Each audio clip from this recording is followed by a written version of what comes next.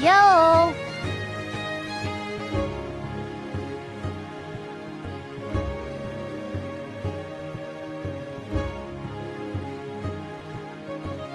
Anyone you want to call out in the heavyweight division? Oh, you know it, lad.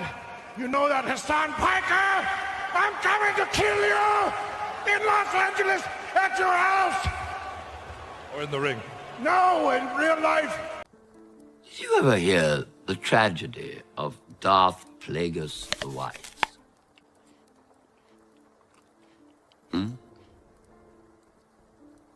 I don't know, probably not. Well, it's a Sith legend. Darth Plagueis was a dark lord of the Sith, so powerful and so wise, he could use the Force to influence the midi-chlorians to create...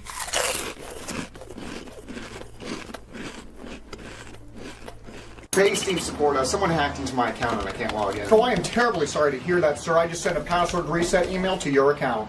Oh, well, thanks. That was fast. Would you like to see the drone footage? What? Would you like to see the drone footage of the home of the person who compromised your account?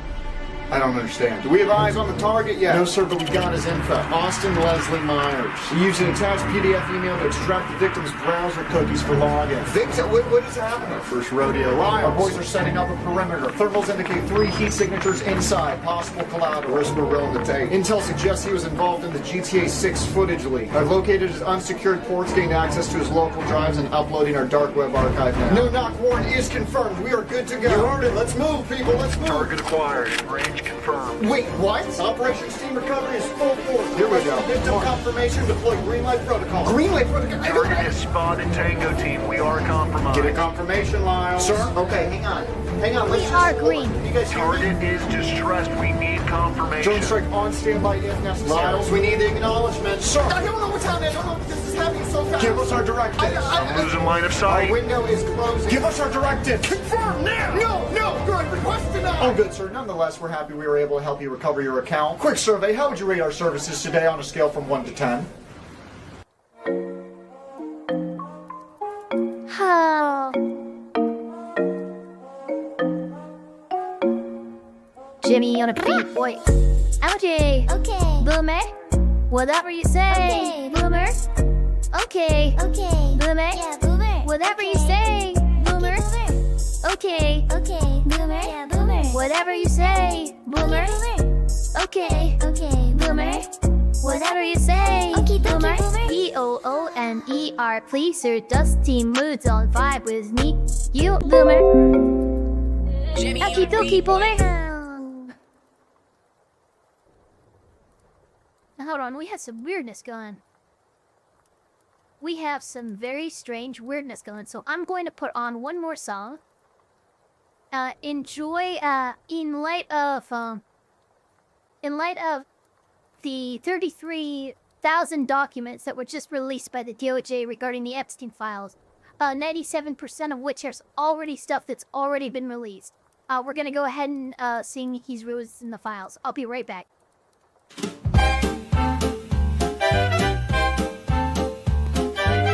Have you heard the good word? Trump's gonna get it done. He'll release the Epstein files on day one. The lambs will cry when those names are exposed. Trump's gonna see that justice is imposed. What's that? Oh no, he needs a few months. He wants a case airtight, no bumps. His AG Pam Bondi says files on her desk, and Magna's got binders they can't attest. So he's releasing the files to catch all the pedophiles. Never met Epstein or touched anything. Just draining the swamp with Epstein's name off screen. We got new info, the files were in your mind. Watch Epstein's jail cam, edited for time. No list of accomplices, but guy just died, and all this talk of conspiracy, just people who lie. And Trump, he never spent time with that creep, except for the flights and the orgy he paid. No surprise, there's no client list to exist. Sorry, my friends, it was all just a myth. He's releasing the files to catch all the pedophiles. Never met Epstein or touched anything. He's draining the swamp with Epstein's name off spewing.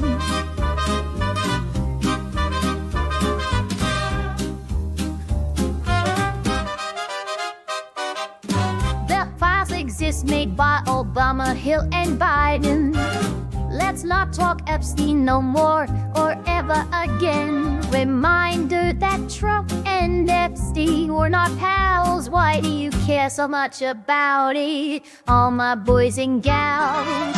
From now on, if you say Epstein out loud, you're Antifa scum, disloyal and proud. A threat to humanity like Rosie O'Donnell, deported to prison without a trial. And it never leaks, and Trump's name appears 100 times over the course of some years. Expect a visit from the army and feds. Trump with a Sharpie erasing what's said. He's releasing the files to catch all the pedophiles. Never met Epstein or touched any king. He's draining the swamp with Epstein's name Epstein.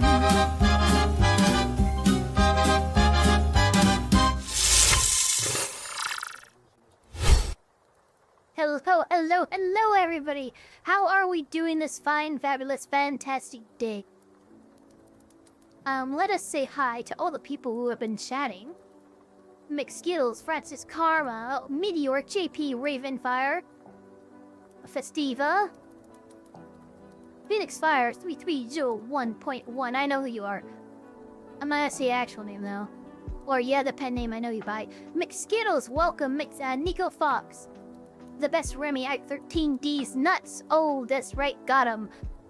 Brick, Sealbon, Rico, Shiojo. So many people, actually. Oh, West Rose Mon Venata. Oh, hey, how's it going? Ah, she done got me again. Every time. So, we have several things to be reacting to today. The first thing that we're going to be reacting to is something that happened is about 2 weeks ago now. Oh, thank you so much for the 2. Just saw that... Oh no, that's sad. Hold on. There we go. Ish. No, I think they're talking about the,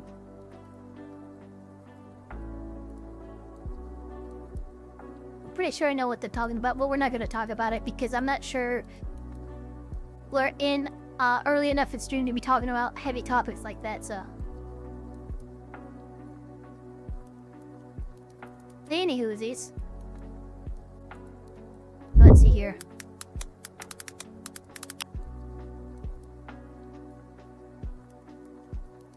Oh, Jesus Christ, what the fuck? I see what's happening. So this is happening in Germany. Apparently, 7 far-right candidates have died before local elections in Germany. Is this what we're talking about? This is a little while ago. No, this was a few years ago. No, this was this year. This was just a few months ago. AfD candidates, yeah. Okay, Alternative for Germany. Are you saying that 16 people from the Alternative from Germany party have died before the election? That's crazy. Just a few months ago, it was at 7. Hope you don't mind if I just lurk tonight again. I'm still with no worries, Cardinal Pensum. Okay, so first video that we're going to be reacting to is Aracha Jackson. Attempted murder or following orders, legal breakdown. This is from Nate the lawyer. Where I have some thoughts on that. I know some people don't agree with me, but California has a weird thing in terms of like mayhem and torture and what they legally mean, and honestly it almost looks like the definitions could be flipped, but I think an argument could be made for violation of California Penal Code 206, which defines torture as intent to cause serious bodily injury to an individual for the purposes of revenge. And we have video of this dude admitting that, like, we have, it's all on videos, it was a revenge shot what Raja did. And Raja admits, like, literally states his intent on camera and says, I'm going to just start hitting him until somebody stops me. If you cannot tell me that is intent to cause serious bodily harm with the purposes of revenge, I don't know what is. Mayhem is a little different though. Mayhem actually involves depriving an individual of a body part, like a finger, cutting off their tongue or something like that, or maybe slitting their nose, their lip, or their ear. Maybe that could be made an argument, maybe if he got a slit nose or a slit ear or something like that in the punches, but I think a better argument can be made for torture than an argument can be made for mayhem. That being said, a lot of people are saying at the very least attempted murder should happen. And I absolutely agree with that, but I'm just thinking of additional charges related to assault and battery that could be applied to Raja here, because they need to hit them with the buck. It was entirely unreasonable what Raja did. That being said, let's go ahead and get into it with Nate the lawyer breaking things down. We'll get off our... There we go. And then we do this.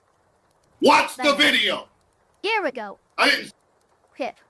Okay, Jesus, dude. Out the gate. First of all, I'm watching the video, okay? You can just calm down.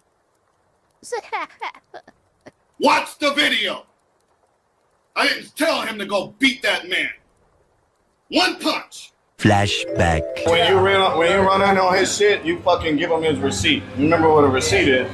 Give him that fucking receipt, bro. Tag his shit. If you got a fucking problem with it, I'll fucking run out there. Tag his shit. A few moments later. I ain't gonna hurt him too bad though.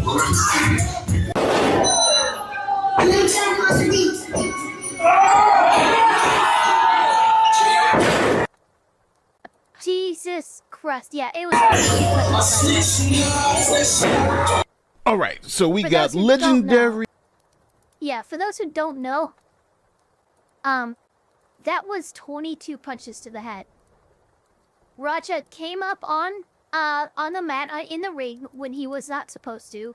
He lifted the wrestler into the air way too high. The man was unconscious upon impact. And here's a funny thing regarding torture. You do not actually need to prove that the victim suffered pain to actually get to torture, which means that the fact that this wrestler was made unconscious immediately is irrelevant to the torture charge that I think could be applied. UFC fighter Rampage Jackson's son involved in this incident with the professional wrestler where it seems like he tried to kill the guy. But what's the law? What are the facts? Let me break it down. There we go. All right, so first things first, we're going to start off by looking at the facts of the case. Who's involved, what happened, and we want to get a nice grasp of the whole situation. And for those of you who want more context, the full 1.5 hour edited live stream is in the link in the description. It's an unlisted video, Which, so by the way, you can go check that out. Yeah, we have that. I'm going to show you guys right now. Actually, we're going to do this. We're going to open this in a new tab. Go ahead and click this. Okay, calm down. Jesus Christ. It's really bad, but I am going to, for the sake of completion, offer this link to the unlisted video of the full incident in chat. It's right there right now above me. So if you guys are interested, if you want to see it for yourself, if you want to break it down yourself, there is the unlisted full video that we have of basically all the interactions, the statements of intent, etc. So that being said, let's go ahead and get back into it. Out if you want more context. Yep. Then we'll look at their legal exposure, whether they're exposed in a criminal sense or if they're exposed in a civil sense. And then at the end, you tell me, do you think this is attempted murder? Do you think this is simple assault? What do you think is going to happen? Okay, let's start with the players. This is Raja Jackson. He's a 25-year-old MMA fighter and son of legendary UFC fighter Quentin Rampage Jackson. Now, his MMA record is 4-0 as an amateur, and he has 1 loss by decision as a professional. Now, Raja, along with being an MMA fighter, also streams live on Kick. Now, Raja is friends with the man named AJ Mana. He's known as the War Ready Warrior, and he works for a promotion called KnockX Pro. Now, KnockX Pro is an independent wrestling promotion, and it's essentially the minor leagues of wrestling. Now, it was founded by ex-WWE star Rikishi. If you remember the WWE from the 1990s and early 2000s, you'll know that name. So now the wrestling promotion was having a show, and AJ invited Raja to come and watch the event. Now, Raja accepted that invitation and decided to stream his experience on Kick. Okay. What's up, chat? It's good. No, I didn't go with my pops. How does my head feel? I'm still fucked up. I'm not even gonna lie. It's part of the reason why I didn't stream earlier. I was supposed to stream going to a statement that because I remember Rampage Jackson came out and he made a statement in light of Raja apparently had been suffering from a concussion when this event went down. So while it's not a full defense, a partial defense for what happened could be that Raja was just not in control of his own actions due to the concussion. Again, that's not a complete defense, but it is a mitigating factor. paintballing with AJ, but my head was fucked up. No, he's not Nico. He's not under the influence. He had suffered a concussion. Throwing up and shit. One of my teammates, Andre, who was on the stream the last time, is having a pro wrestling show, and I told him I will come and support, and then I wanted to bring you guys with me. And maybe it was. And again, that would have to be litigated. But like this is, and here's the thing too. Like, a big thing is Raja Jackson has still not actually been formally charged or even arrested for what happened. I think that's kind of insane. I don't think he could be kept in jail forever. Like, he would be arrested, he would bail out the next day, but then arrest him, apply the charges, let him bail out and handle it in court. But like, this is a bad look for LAPD to not even we don't know what's been happening. It's been almost 2 weeks, no arrest or charges have been applied. It's looking like maybe nothing's gonna happen, and that would be insane. You know what I'm saying? Now, just for a little context, Roger's talking about his head hurting and him throwing up because he had a concussion, and his head is still hurting a little bit. So that is something we should all keep in mind while we watch this event. Now, Roger goes and meets with his friend AJ Mana, and they go and meet the rest of the wrestlers. What's up, bro? What's up? Why you look like a stripper at a gay strip club? Really, bro? I'm just saying, bro. Like, why you wearing that, bro? You can't wear no long pants or something. You can't wear no fucking long pants or nothing.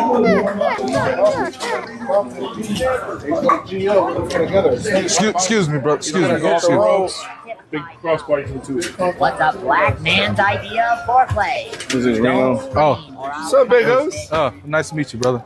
You too, man. Come on. Yes, sir. I know you remember. Oh no, I do it for fun, huh? As Presidente, I hate you. I hate this dude. Worse. Nice to meet you, bro. Nah, you're one of my favorite wrestler here. You're the coolest. I feel it. Yeah. He's the coolest. I remember El Prez whooping my ass when I first started out. Yeah, I remember that. You're my favorite wrestler because of that. You beat out of him. Yeah. Where's the real McKill at? Where's he at? You don't need to worry about him. You need to be worried about Psycho Stu. Psycho Stu? What, you don't know me? Hell no. Yeah. Hey, I think that's a little. Oh, you don't. Easy. Worker, bro. Calm down. Yeah, what the fuck was that? You're good. You're good. You're good. You're good. What the fuck was that? You don't sell it? Dude, he's not a fucking worker, bro. So obviously I gotta pause the video here because Raja was just hit over the head with a beer can, and he is still suffering with a concussion. And unfortunately, the person who hit him with the beer can, his name is Psycho Stu, and Psycho Stu believed that he was part of. Happened.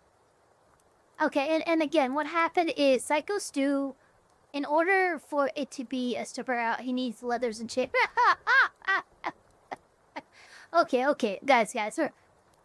So in order for it to be, the issue here is, one, apparently this was a prop. I don't see how it was a prop, it just looks like a beer can.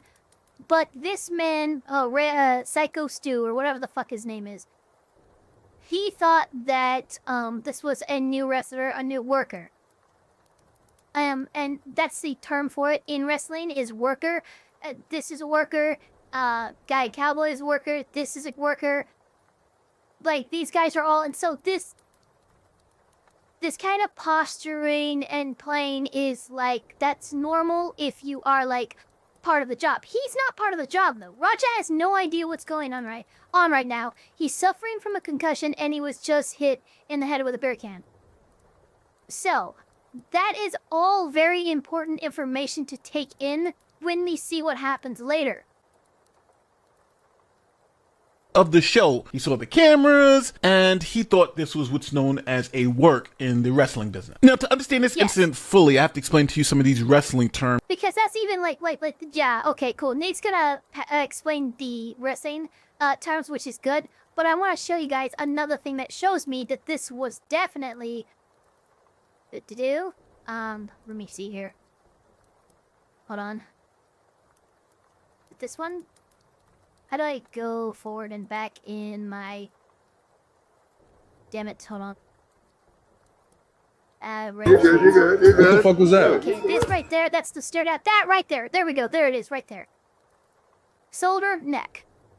And he says, do you want to sell this? You don't sell it? We gonna sell it? Did you hear that? We gonna sell it? Psycho Stu has no idea this guy is not a wrestler. He's not in the game. He's not a worker, but he thinks he is. And that's why this entire thing went down. So.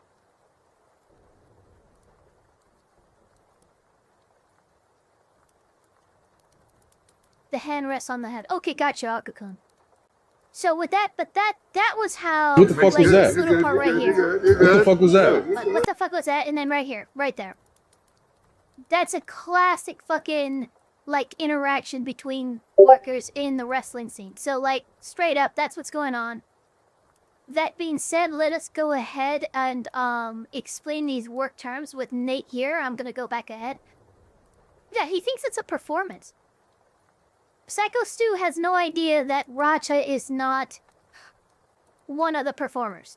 And unfortunately, the person who hit him with the beer can, his name is Psycho Stu. And Psycho Stu believed that he was part of the show. He saw the cameras, and he thought this was what's known as a work in the wrestling business. Now, to understand this incident fully, I have to explain to you some of these wrestling terms that are used behind the scene. Now, a work is a planned or scripted element of a pro wrestling event. It includes choreographed moves like slams, storyline development, and prearranged stunts. Now, that's why in this moment, all the wrestlers are saying he's not a worker, explaining to Psycho Stu that he's not part of the show. Now, you would have also heard the term sell it. After Psycho Stu hit Raja in the head with the beer can, and Raja didn't react, he said, you're not going to sell it. Yeah, what the fuck was that? You're good. What the fuck was that?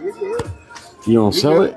Dude, he's not a fucking worker, bro. So, what is selling in the wrestling business? Well, selling is the act of making moves look painful and effective, even though they're not. Now, obviously, there was some confusion here, and pro wrestler Psycho Stu apologized to Raja and explained that he actually thought this was part of the show. When he saw the cameras and everything, he thought that they were all playing the role. They were working. Look, I can't appreciate put it it. against. Look, I really cannot put it against Psycho Stu.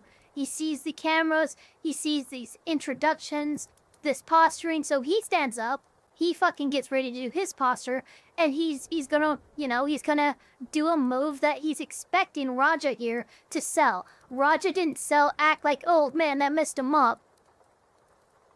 Because again, these are prop cans. They're using, it's very cleverly choreographed. Now, I would never say wrestling is fake, but there's a lot of performance involved. The moves that they're pulling off, it takes, you know, the athleticism that it takes. It does hurt them. They can get hurt and stuff, but a lot of things are meant to be hyperbolized in wrestling. I didn't know. I thought you were for Doxxing on you. You stay on the camera. I get it. We're not working out. Well, he's gonna come out on your mat. Sorry about that. Let me put on. I know you keep thinking we're working. We're always working. I get it. Yeah. I get it now. Now you know what I'm saying? Yeah. We're always working. So we'll set it up. Well, I'll have him come out during your mat so we could fucking seal the whole thing and we'll make something out of it. You know what I'm saying? All right. Well, now you just involved fucking Rampage himself, because that's his boy. No, he can handle it. Hey, yeah, I can handle myself. Yeah, I can handle myself. Rampage gonna come whoop your ass. You don't need his dad. He handle his own shit. Yeah, I got my own shit. Yeah. So as you see, the head of the wrestling promotion said, hey, let's use this. We're going to make some more money. Well, let's put you in the ring. You'll come in during the match. Okay, so I agree and everything. The can was a prop. It was meant to be crushed more easily, and he crushed it on his hand up against the head, but there was still momentum and force there, right? And Raja has a concussion. You shouldn't even be flicking your head with a concussion, okay? So I can, again, I'm still of the mind that the concussion is definitely a mitigating circumstance when it comes to these events. Thank you so much for the 35 ZAR. Drift, thank you. Have a little fun, and we'll see if we can sell more tickets, right? Rampage Jackson's son isn't at a wrestling event participating. Now, after all that was settled, Raja's friend AJ takes him to the back, and AJ tells Raja that he should give Psycho Stu a receipt. He thought he was a pro. I understand. Yeah. Another thing is, even when we are working like that, you don't fucking. You know that's what I'm saying. But he doesn't know him like that. He don't. He's a fucking idiot. Hey. So when you run out, damn it. Yeah. Here's my issue with this one. Okay, I'm gonna tell you right now. First of all, guys, with the hands on Raja's shoulder, the Raja has a masculinity problem. He seriously has anger issues regarding being emasculated. The hand on the shoulder thing is so emasculating, and I've seen multiple people do it to Raja now. That's pissing him off. I guarantee you that's pissing him off. But what I'm saying, and what I have an issue here, is this dude right here. Do you admit that the wrestlers are always working and they're always looking for moments to sell, to promote, and say, etc.? And then you go, but you don't do that, and now yes is what you need to do to get back. This is on you, dude. You fucking filled Raja's head with some nonsense. You know how the game goes, and you know better than that, and you're fucking riling up a man with a concussion, a professional fighter. You're insane. And it's a professional fighter who does not understand the wrestling culture, clearly. So when you run out on his shit, you fucking give him his receipt. You remember what a receipt is?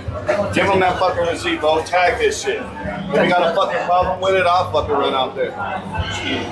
See, and that's a big problem too, because you just give him a receipt, give him revenge, right? What did I say about mayhem? I mean, not mayhem, torture. Here, let us bring up California Penal Code. I believe it's 206. There, yeah, here we are. Here we are. Okay, so let me code finder. You know what? We'll just go to just your law. What the? Okay, here we go. All right, so this is under mayhem and torture. Okay. Now, again, mayhem I'm not so sure about, but torture could happen, in my opinion. Look at this. 206. Okay, here we go. Bail. Every person who, with the intent to cause cruel or extreme pain and suffering for the purpose of revenge, extortion, persuasion, or for any sadistic purpose, inflicts great bodily injury as defined in section 12022.7 upon the person of another is guilty of torture. the crime of torture does not require any proof that the victim suffered pain. AKA Raja fucking body slammed him into the ground. His head hit the wrestling match and he went out. He didn't feel any of those punches. I know he didn't. But that does not matter to prove torture. Okay, now let's look at mayhem and why I think mayhem isn't quite as strong. Every person who unlawfully and maliciously deprives a human being of a member of his body, or disables, disfigures, or renders it useless, or cuts or disables the tongue, puts out an eye, slits a nose, ear, or lip is guilty of mayhem, okay? So we're talking like you cut off a finger, you mess with the ear, you mess with the eye, you freaking like, you crush a toe. These are things. And again, mayhem might be because I can't imagine, Psycho Stu taking all those punches, those blows to the head, and not, like, I'm sure he's got a split nose, I'm sure he's got a split lip, you know, so mayhem could be gotten to. But again, it deprives a human being of a member of his body, or disables, disfigures, or renders it useless. Okay? So there's a big thing with mayhem, but in my opinion, torture is a lot easier to get to here. Just saying. Because here's the standing, like, this guy is telling him, yeah, you need to do this and you need to get your revenge. You need to get your receipt. That's insane. Tag his shit, bro. I'll get it to hey. As long as I get my lick back, I'm straight. So, what's a receipt in the wrestling business? What is a receipt in pro wrestling? Well, sometimes you might hit your opponent a bit too hard. All a receipt is your opponent giving you a little bit of payback, or a lot of payback. During my time in the WWE, I received my fair share of receipts. So this video is going to be ranking them from least painful to the ones I'm still feeling today. Now, let's recap. Raja has been hit in the head with a beer can. He then gets upset. They all shake hands. He goes to the back, and his friend, who's one of the top wrestlers in the company, tells him to make sure he gets him back with that receipt. So Raja now is in front row, and he's telling the chat what exactly he's going to do, what type of receipt he's going to give him. I haven't been playing for a night. Okay, like straight up. I've been playing it for a while now. That's what he just came out the gate with, okay? This is the part here that tells me absolutely this is torture. This is attempted murder, this is torture. Again, because attempted murder, you don't need to actually intend to kill the person. It's just your actions and your negligence of, like, your duty of care ended up very likely, possibly killing somebody if it wasn't stopped, etc. I haven't been playing for a night. America's mid. I get the chance to go in there and now really up. It's always been my dream to up a pro wrestler for real. So I get it today. This ain't no fighter, but I'm gonna really have to show him, like, nigga, you can't just hit a can on my goddamn face. I'm gonna hit him and I'm gonna take him down. I just don't know which one I should do first. I don't know if I should take him down first and then hit him, or I should hit him and then take him down. I don't fucking know. I'm really going to hit him, I'm telling you. I just don't know if I'm gonna pick him up first or hit him first. I don't know. Because if I punch him and he goes down, then I won't be able to pick him up. I ain't gonna hurt him too bad though. He was drunk. He was pretty drunk, I think. But I will tell you guys this. They told me to hit him and just leave. Somebody who pull me off of him will leave. I'm telling you. I'm gonna hit him as many times as I can. Watch. There you go. I'm telling you. I'm gonna bring it back for you guys too. I'm telling you. I'm gonna hit him as many times as I can. Watch. There you go. That's your smoking gun. That is your torture charge right there.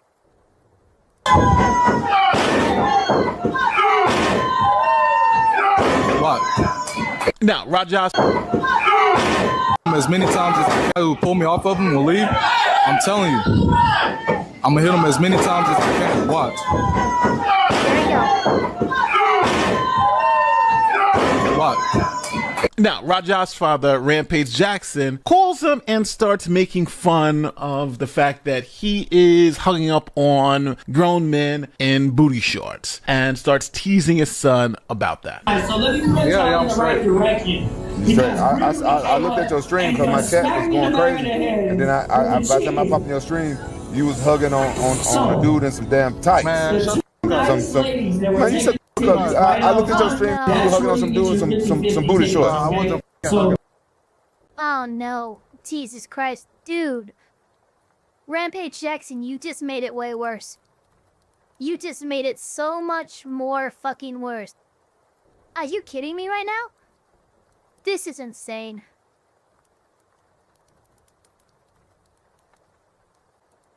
Jesus Christ.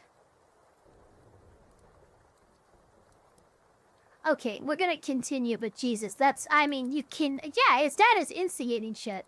He's challenging his manhood, he's making fun of him, you can't, dude, and you are aware that your son has a concussion as well, right? You're aware that he has an anger problem, you're aware he has a problem with being emasculated, and so your response to watching that on his stream is to call him up and further emasculate him? Jesus Christ.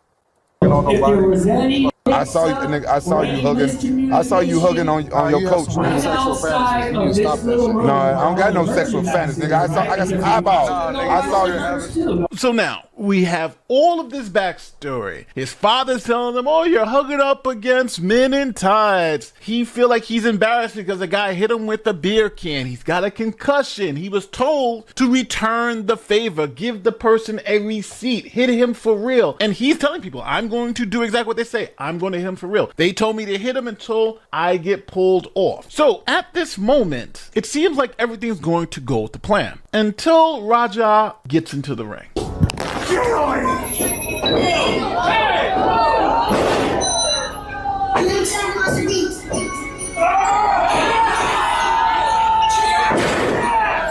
Now, I gotta pause it here because I cannot show you the punches because YouTube is going to demonetize the video. So we'll just look at. Yeah, absolutely. Look.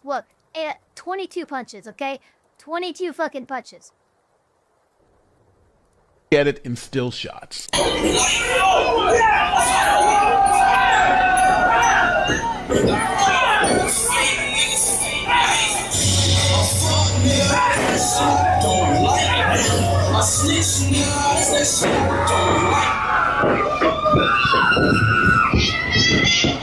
you gotta stop this shit, man. Saito? If you scroll up in chat, you'll see I provided you a link to the unlisted full video. It has the full altercation, unedited, not still shots if you want to see it. Stop this shit,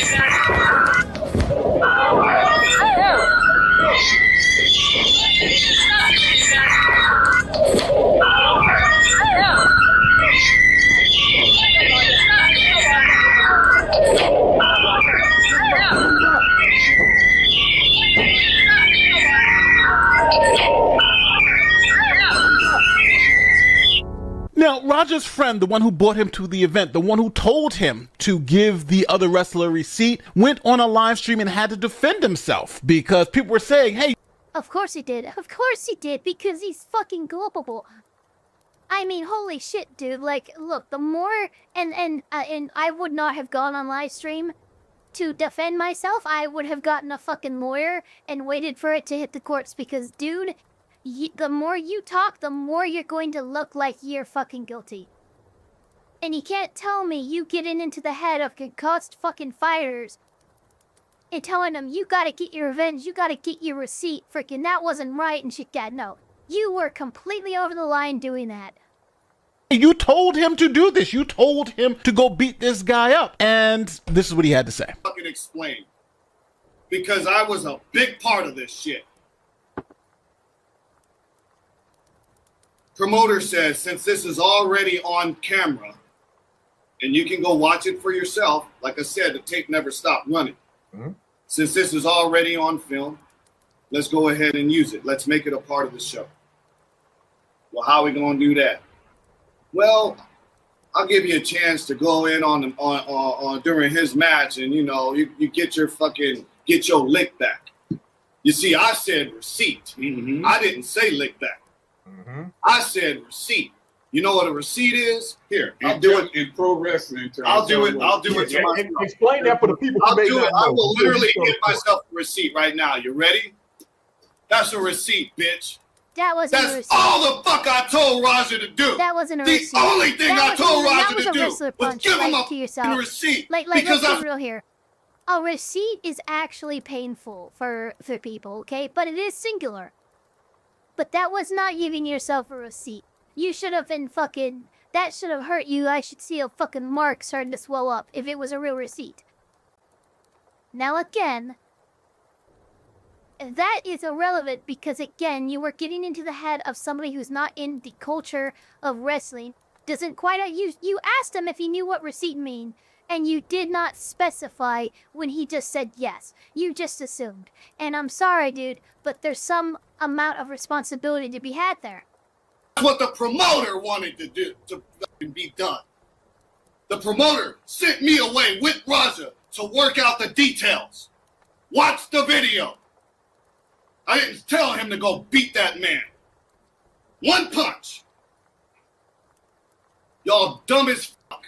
Now, this story has blown up on the interwebs, and you have some people saying this is attempted murder, other people saying this is just simple assault. You have a wide variety of opinions. It's not simple assault. Look, I'll tell you right now.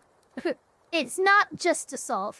Here. So let's look at the law in this jurisdiction and see what liability could both Raja have, both criminally and civilly, and what liabilities the wrestling promotion may have for allowing this to occur. So first, we need to know what jurisdiction will have a say in how this plays out. Well, we are in Sun Valley, Los Angeles, California. So that means California law will likely apply to the situation. What criminal liability is Raja Jackson exposed to? First, we have felony assault with a deadly weapon or by means of force likely to cause great bodily harm. That's California Penal Code section 245A4. Now, in this case, Psycho Stu was punched over 20 times while he was unconscious. And prosecutors are going to say, well, the force that Raja used was clearly enough to likely cause great bodily harm. That has a penalty from 2 to 4 years in state prison and a $10,000 fine. Another charge that prosecutors are likely going to look at is battery causing serious bodily injury, which is found in the California Penal Code section 243D. In this case, a serious bodily injury is broken facial bones, loss of teeth, loss of consciousness, and possibly choking on your own blood. The penalty for this is up to 4 years in state prison. Now, if Psycho Stu is permanently disfigured, prosecutors will look at something like mayhem, which is California Penal Code section 203, which applies if the person is permanently disfigured. That's a 2 to 8 year sentence. And then we have attempted murder, which in my opinion is going to be hard, if not impossible to prove. That's found in the California. Yeah,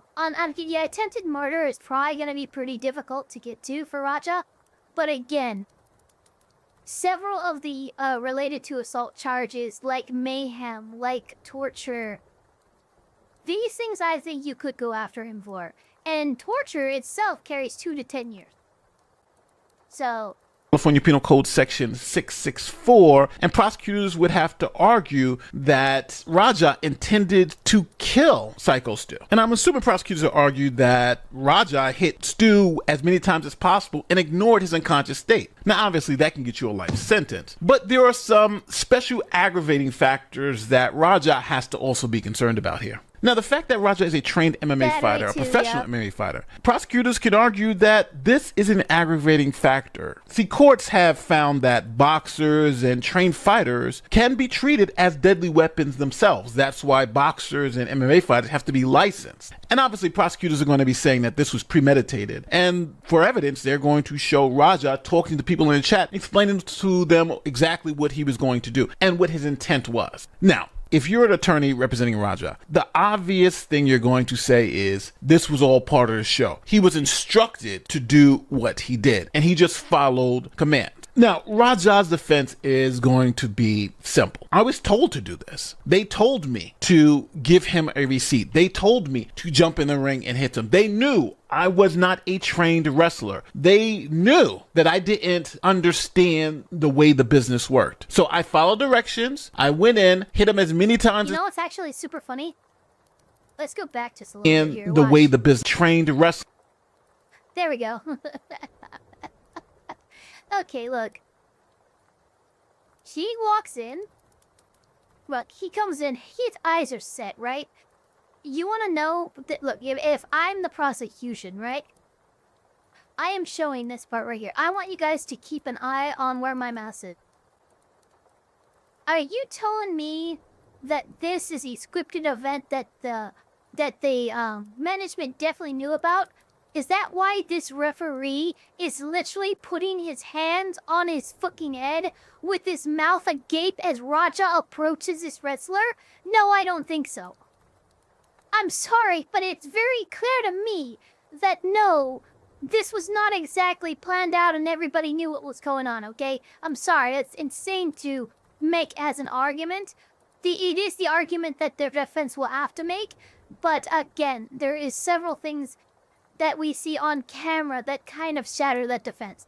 Wrestler. They knew that I didn't understand the way the business worked. So I followed directions. I went in, hit him as many times as possible until somebody pulled him off of me. That's going to be... Okay then, Shy Joe. Yeah, this is definitely a work shoot, you know. That referee definitely expected Roger to come in and beat that man half to death. You're right.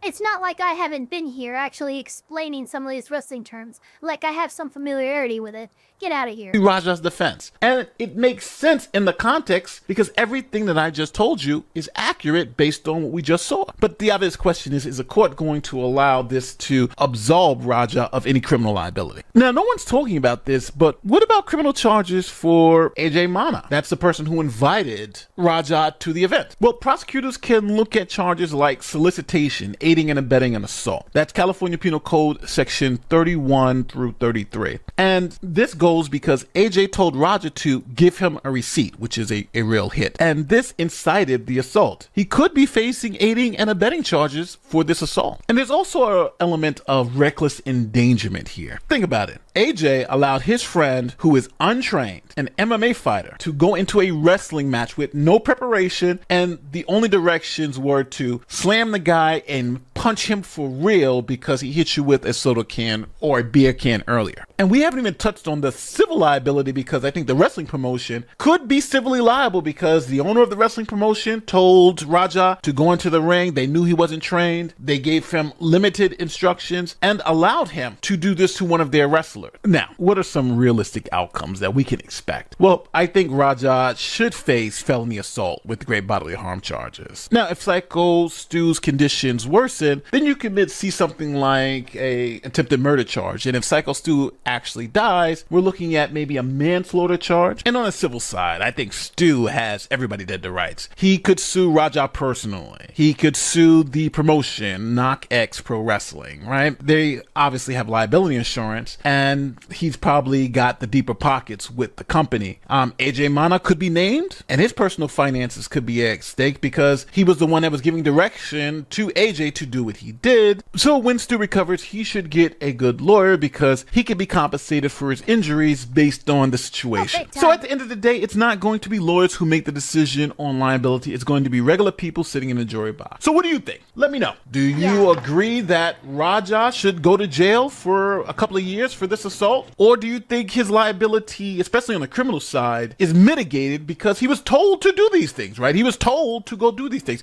He may have gone overboard, but does that in some way, the fact that... I mean, look, I would say the mitigating factors definitely need to be taken into consideration, but that's just limiting his sentence, which he does still deserve, in my opinion.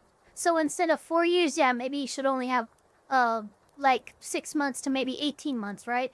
But like, absolutely, he does need to see justice for this. I'm sorry.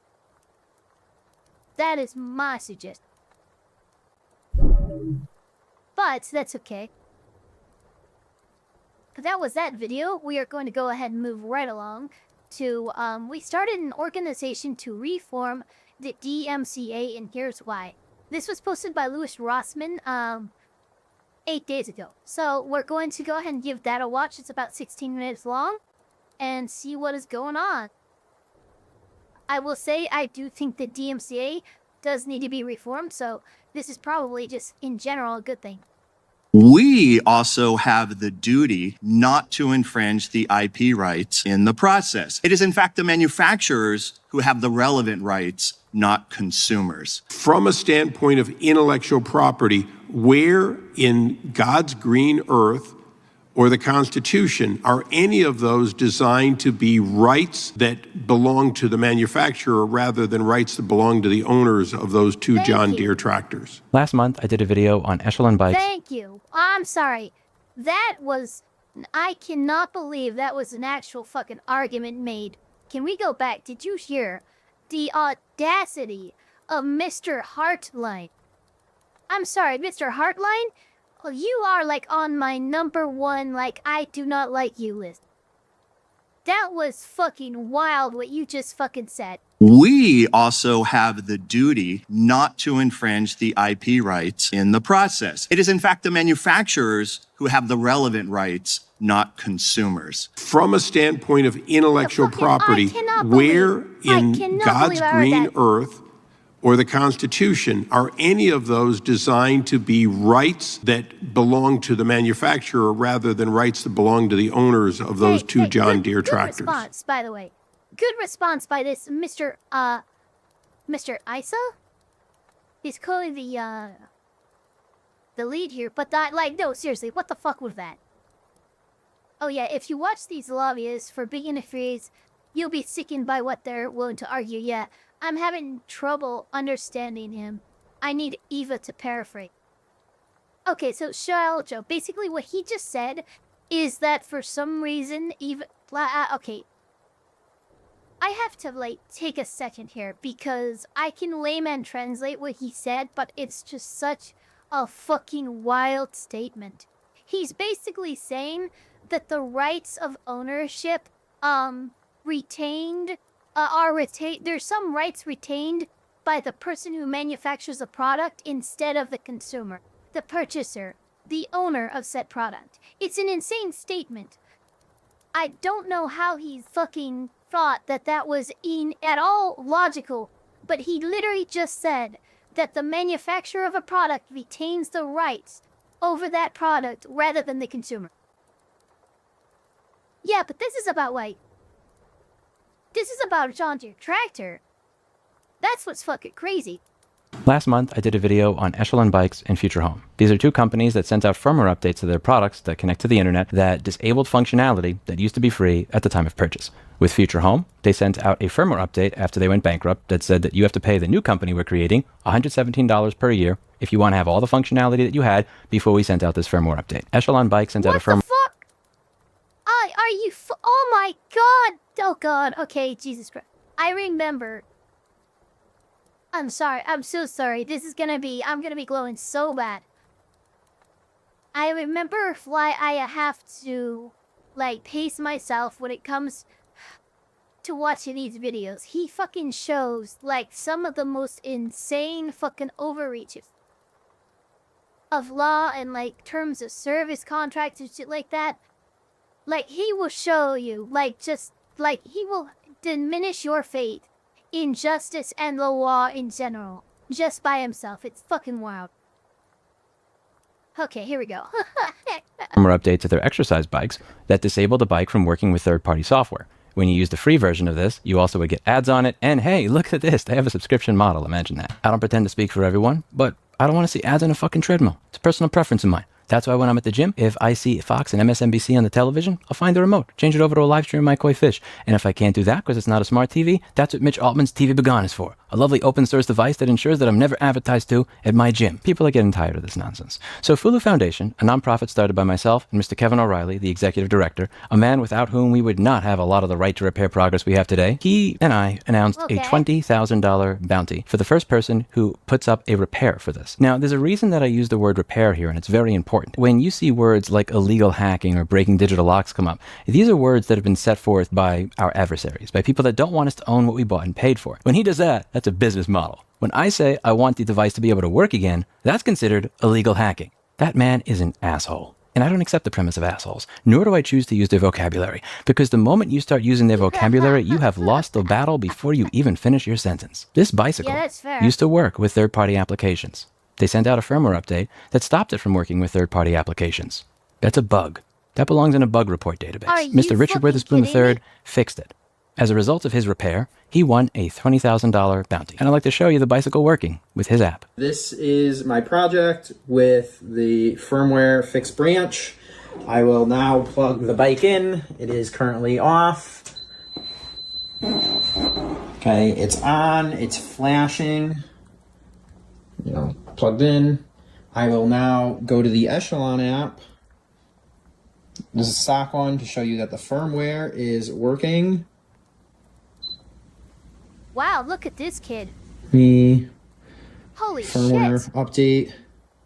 Here is the device firmware. Same as my last video where it's not working.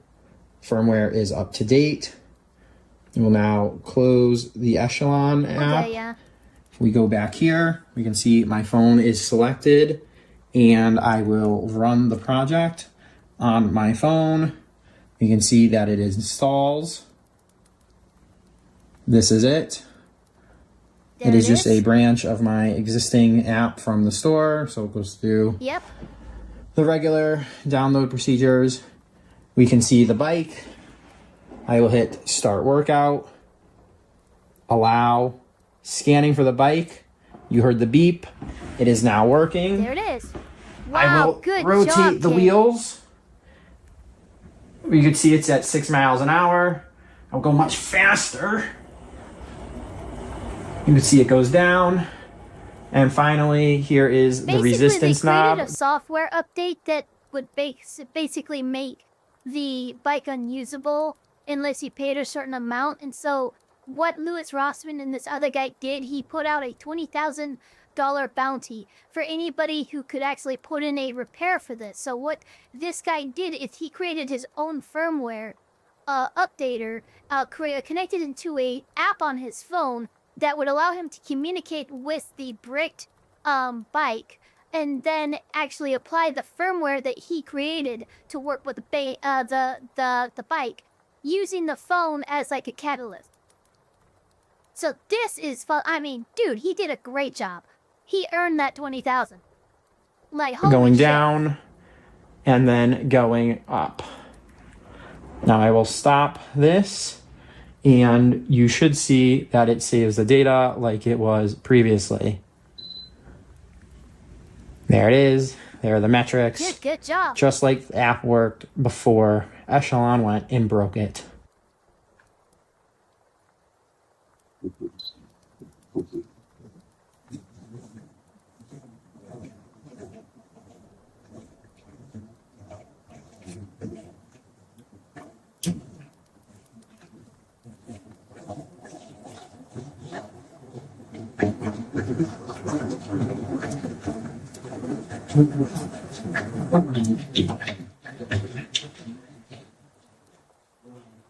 That's fucking wild, though.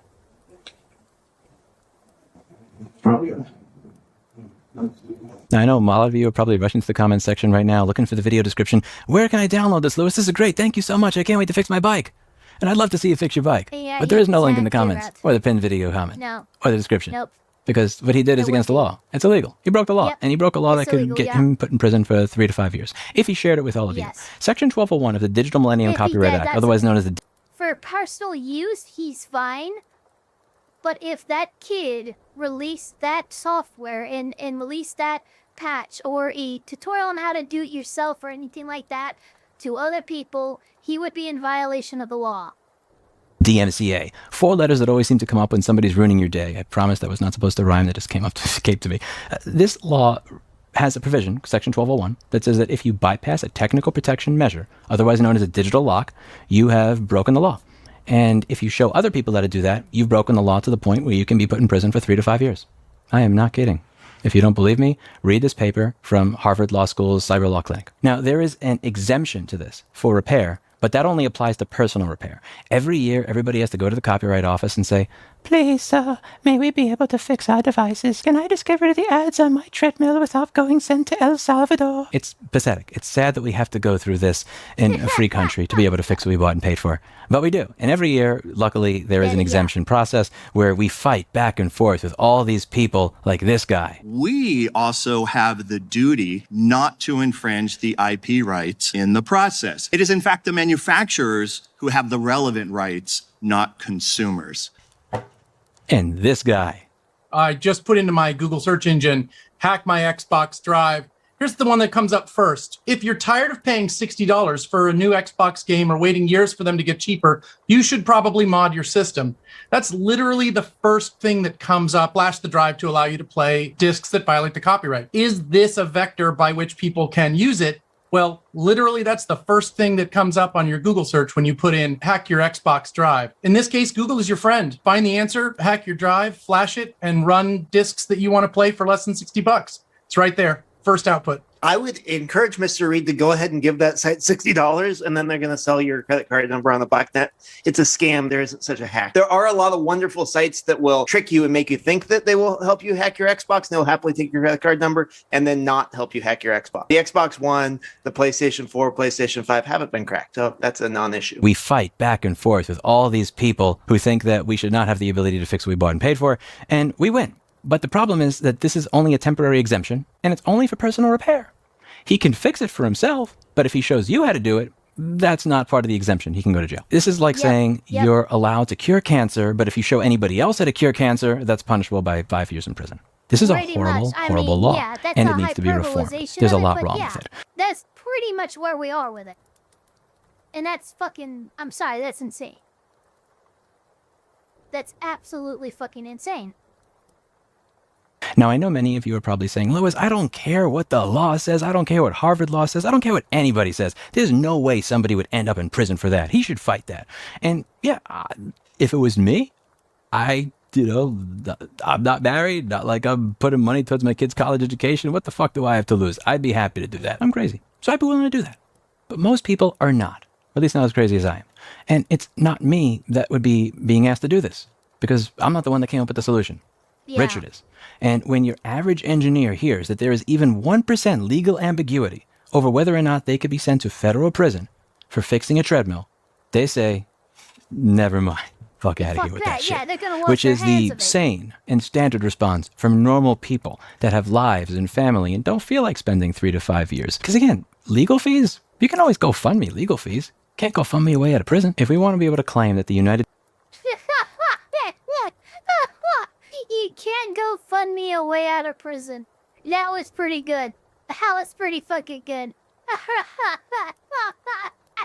States is land of the free, home of the brave, not land of the free, trademark, terms and conditions apply, then there needs to be no legal ambiguity that when somebody fixes a treadmill or fixes an air conditioning plug-in on an application for a thermostat, that they have broken the law. There should be no legal ambiguity. The world that we live in should be one where if I put 20 lawyers in front of me, every single one of them laughs me out of the room when I ask if I have broken the law by making a treadmill work with the application it worked with when I bought the treadmill or exercise bike. You get the point. There are many engineers out there that don't bother challenging this because why the fuck should I worry about going to prison for 3 to 5 years when I don't have to? The people that make the plugins for Home Assistant, for Haier and Mazda, these people roll over the moment that they are challenged by these companies. And I understand why. Because they do not want to spend 5 years of their life in federal prison or 2 years in court because they made a free Home Assistant plugin for people to control their air conditioner. If you fix something that a manufacturer has bricked in the United States of America, you should be getting a gold fucking medal. Not a legal bill for $30,000 and the potential to go to federal prison. Now, what can you do to help in this instance? That's a great question. Fulu Foundation is a new nonprofit that I've started with people who have been very, very helpful in pushing. Again, that would be... and maybe you could do that. But I doubt that the manufacturer actually provides a way for you to easily do that. And the second that you connect to the internet, of which most of these programs require an initial connection to the internet to even function, they're going to update your firmware. Trust me, that firmware update thing, yeah.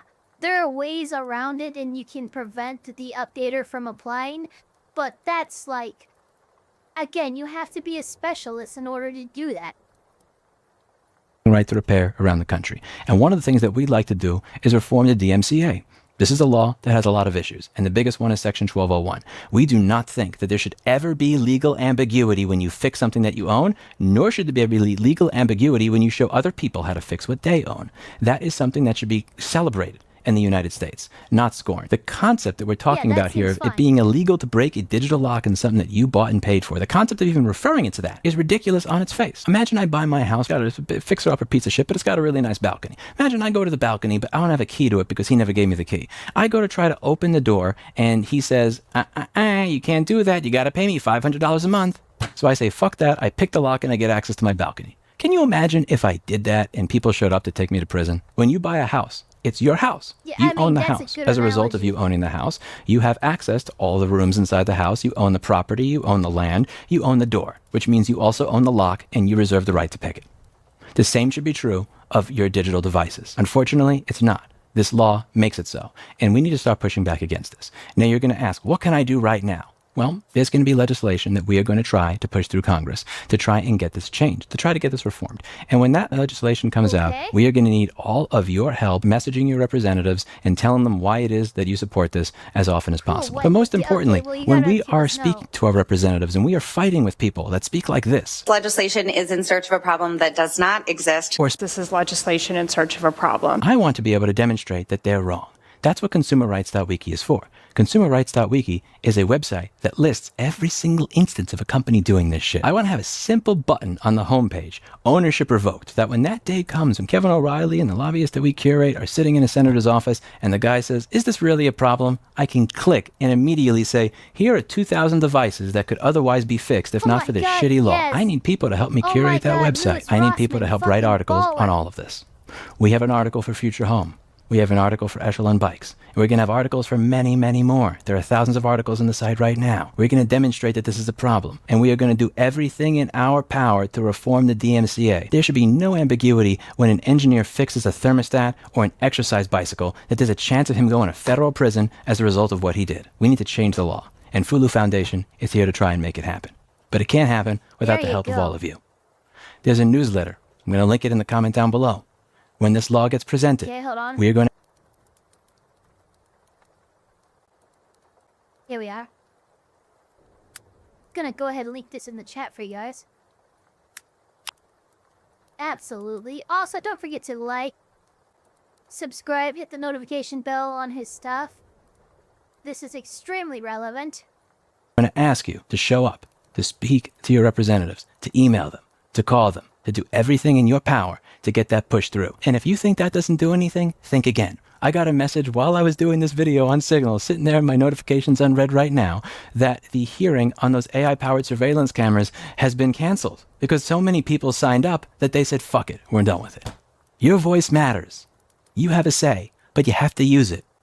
And you have to be willing to put in the time, even if it's only 10 seconds to use a contact form or pick up a phone. It does something. People didn't even show up to this hearing. They probably simply saw thousands of people signed up to say we don't like this particular piece. It only works if people write the articles so that we have the evidence that we need to be able to present arguments that counter the bullshit that these people say. Are you willing to help me? I hope you are. The guy who made the Future Home one, he doesn't live in the United States, so that one has a little bit of a happier end to the story. You'll hear from that soon. There are people in Congress right now that are champions for this type of legislation, that believe that you should be able to fix what you bought and paid for, that think the idea of going to federal prison for fixing... I've never had a problem. He's never been a controversial person. He's the guy who fights for right to repair. That's how I know him. Something is ridiculous. If I remove from my BMW, at least during certain models, I remove the radio, unplug it, and then plug it back in, simply because I was fiddling around with the dash, I now have to go back to the dealer to reinstall it. Similarly, the transmission example, I've got two John Deere tractors. One's got a busted engine, the other's got a busted transmission. Currently, they will prohibit you from moving the transmission from one to the other. From a standpoint of intellectual property, where in God's green earth or the Constitution are any of those designed to be rights that belong to the manufacturer rather than rights that belong to the owners of those two John Deere tractors? So those are a bunch of different situations, and so I think there would be underlying facts that differ with each, right? So we started on the iPhone, and I was going to point out that iPhone will actually give you the tool to synchronize it. In those other situations, I don't know the business justification for it, but if it's not an IP problem. Holy shit, dude. Mr. Isa absolutely fucking obliterated Mr. Heartline. This is the definition of a man floundering. Okay, I'm gonna go back just 5 seconds. Oh, thank you so much for the 35 ZAR drift. You have a good one. Dude, this guy is literally squirming. It's so fucking good. And thank you for the 1 gifted member. Brandon W., welcome back to members. To synchronize it. In those other situations, I don't know the business justification for it, but if it's not an IP problem, like how is that an IP problem, right? So if that's locked up with the TPM and you have to bypass the TPM, well then that's a violation of 1201. So that's how they can lock. So what you're saying is that Congress has created impediments to the right to repair. Mr. Roberts, would you say that is correct? That in fact the right to repair, were Congress never to have done anything since, George and Thomas were our presidents, so to speak, knowing those 2 presidents, we'd be able to do things we're not able to do because they're now prohibited by acts of Congress. We're going to work with them. We're going to work with every single person in Congress that believes this is bullshit. Because this is one of those things, one of those small issues that really does transcend the left-right dichotomy that we have going on right now. Whether you are a Republican or a Democrat. I've never met a Republican that wants to see an ad get stuffed into their treadmill. I never met a Democrat that wants to see ransomware installed in the thermostat. Yeah. This is bipartisan. We're going to ensure it stays that way, and we're going to win. But that's going to happen with the help of all of you. Are you with me? Dude, if you are, fucking awesome. newsletter. Absolutely. Sign up. Help me out when the time comes. There you go. Thank you very much for taking the time. And as always, I hope you learn. Awesome. Awesome. But yeah, no. Definitely very appropriate. Now we're gonna move on here. Give me just a moment. Okay. This all looks good. Oh, the neighborhood. Okay, we have two serious videos to watch. Actually, we're gonna go ahead and not do this one. But we are gonna do this one. This was released 7 hours ago by Legal Mindset. I've been given permission by Legal Mindset to may the law be brought down upon Hasan with the weight of 200 years re-gifted subscriptions. Well, we're gonna watch Legal Mindset's Fast Facts on Hasan cyber harassment. So here we go.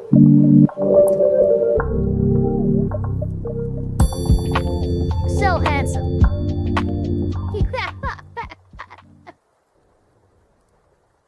Hasan Piker is in hot water yet again as he goes on a harassment spree. We're going to talk about today on The Legal Mindset. We teach you to be your own judge. I'm, of course, Andrew Esquire, American attorney, and this is a Fast Facts video, which brings you the quick and dirty version of the latest in legal news. If you like the Fast Facts, make sure to like the video and leave a comment below. So Hasan, once again, is not learning from the past, is not learning from people telling him what to do, because Twitch is not... He doesn't learn from the past, the present, the future. He doesn't learn from anything. The guy is a fucking... he's a self-made sociopath. Not punishing him for previous bad behavior. And once again, we have Hasan engaging in activities which may very well violate... Oh, you know what? Because he's got his suit on, we're talking legal stuff. Here we go. There we go. Violate California law and certainly violate Twitch's terms of service. So let's get into the videos, which I posted on my account on X, where he goes through the prohibited behavior. So we'll play that right here and let you guys take a watch. Yeah. Dylan Burns, Hunter Avalon, Hutch, Destiny's Own Personal Chef. Like, this is what happened. This is what took place. Okay. And the PAC actually did unironically raise a bunch of money off of like people who thought that they were giving money to a political action committee that was going to go around and do door knocking canvas operations, which they. So you see there, and that's the end of the clip, where he is exposing these people, Dylan Burns, Hunter Avalon, etc., all their names, their city, their state, their zip code, right? He's putting out all their personal information here on the internet. And the problem with that is when you have 30,000, 20,000, 40,000 people watching live, and then the replays get a bunch, they get replayed everywhere, people react to them. So we're looking at potentially... This is like the classic statement about the king, who foolishly said, "Is there no knight who can rid me of these troublesome nobles?" And then a knight heard that and went ahead and slaughtered a bunch of nobles, which is not what the fucking king actually wanted, but he did not keep into mind the weight of his words. And when you have this many people hanging on your every word, 60, 50, 20,000 people, however many people are watching him, are listening to you and listening to what you say. And so when you do this stuff, present this information, and then go on with your rhetoric, absolutely, this could be considered threatening.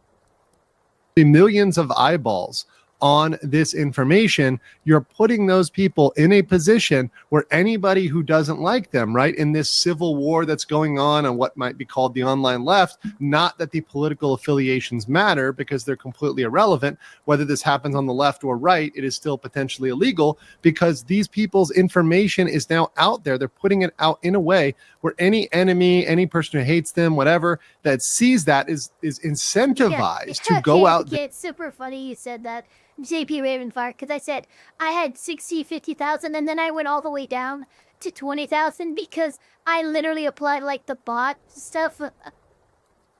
Festiva, thank you for the 5. Probably a spoiler, but Destiny responded to Hasan during doing this on stream, showing Hasan doxing people without censoring any docs on the screen.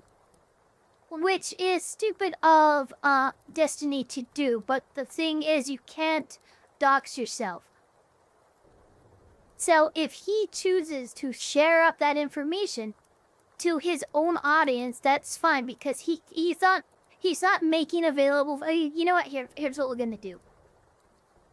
I'm gonna do a little some here. I've done it before, but I'll do it again. I'll fucking do it again. 635.2. There it is, California Penal Code. Alright, so here we go. Bam with the wham bam, thank you ma'am. With the glitter and glam. Okay, here we go. This is 653.2 of the California Penal Code. Every person who, with the intent to place another person in reasonable fear for his or her safety, or the safety of the other person's immediate family by means of an electronic communication device and without consent of the other person.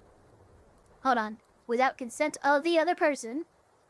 And for the purpose of imminently causing that person unwanted physical contact, injury, harassment by a third party, electronically distributes, publishes, emails, hyperlinks, or makes available for downloading personal identifying information, including but not limited to digital image of another person or electronic message of a harassing nature about another person, which would be likely to incite or produce that unlawful action, is guilty of a misdemeanor of punishable to 1 year in county jail by a fine of not more than $1,000 or both that fine and imprisonment. So what is that saying? It's hard to do that to yourself, but because you can give your if you're choosing to give up your personal information on your own stream, you've obviously given yourself consent, and there's no other person involved, so that can't be applied, right? Yes, Destiny was stupid for that, but he was in violation of any law. Hasan should know better and should know that bringing up Destiny's personal information and then talking the way he does is you're putting somebody in reasonable fear for their safety. That's what's going on. So, go back to here. there and take some sort of action, especially knowing that things like this have happened in the past. For example, with Hunter Avalon, who's on that list, has had an incident in the past where he was almost killed with the crazy ex who came and shot his girlfriend, that whole situation. So you've got a history here where this can happen when information is put out there and you're putting these people at risk. Oh wait, no, I already said that. I saw the super chat, and for a second, I thought I hadn't. This is something that a reasonable person whose information is put that on the internet in front of hundreds of thousands of people, potentially millions, is going to be afraid of. And that's what people who have seen this and reacted to this are saying. For example, here. Yeah, you're exactly correct. If I'm live streaming and flash my ID buying a beer like an idiot, it's still malicious for a third party or second party to clip that and emphasize the mistake. That's absolutely true. So Shaiju, you have an exact idea of what the idea of malicious intent and who is allowed to share and republicize this kind of identifying information. It's not Destiny's dumb, but anybody who decides to take that information, show it to their audience, talk shit on that person while sharing it and stuff like that, it's just not a good look. And in the state of California, of which Hasan is a resident, it is illegal. Here is Hutch, who is talking about this scenario and how it's violative of at least the Twitch TOS. Not only was he doing these baseless accusations, he doxed us. He doxed us. It's like prominently featured on his screen. Yeah.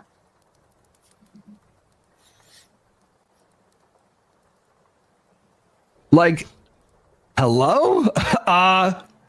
Hello? Are we like, I don't know what to say, man. I mean, like, I reported the VOD. The VOD is still up, like you can find the VOD on his channel. I reported the VOD. I sent an email. It's more than reporting. Look, here's what you do. First of all, you save the information. You save the event. You gather all that information together, and then you get a fucking lawyer. Because not only could you apply and just report this with the relevant information and maybe get a criminal charge, as of last year, California has started allowing residents of their state to sue a person in violation of this law. So not only is there a criminal recourse, there is a civil recourse available to residents of California. Now, I don't know if this guy lives in California, but if he does, he absolutely could use 635.2 to sue Hasan for doxing him. And not only will Hasan have to pay out of his pocket over the civil penalties, but he'll also have to deal with the criminal penalties. Mail to like Twitch support. I added them. Like if there's no consequence for this, like I don't know what are there's just no rules. Like I don't. And another thing too, by the way, the 9th Circuit District Court of Appeals has ruled that you as a platform could actually lose your safe harbor provisioning if you over-moderate and if you do not moderate enough. If you do not employ reasonable moderation on your platform, you can lose your safe harbor protection. And I'm sorry, but there's nothing reasonable about not taking action against violation of California state law with Twitch, which is a California company. Like, this is, like, honestly, at this point, it should be, you should not only be looking into suing Hasan, the victims should be looking into suing Twitch. And yes, they might try to, well, we have safe harbor protections. Well, counter-argue with that and cite the fucking president and the cases that show that, no, if a platform does not employ reasonable moderation, they lose that protection. Question, if someone out of state got doxed by someone in California, could the doxer still be charged criminally and sued civilly?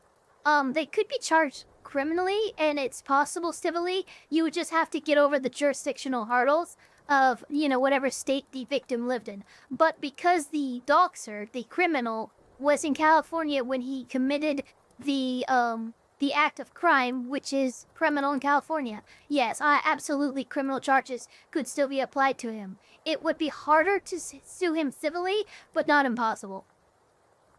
don't understand. Is a blatant violation of Twitch's doxing policy. Like if you go to their policy, which we'll go to later as well, this is what it says about doxing.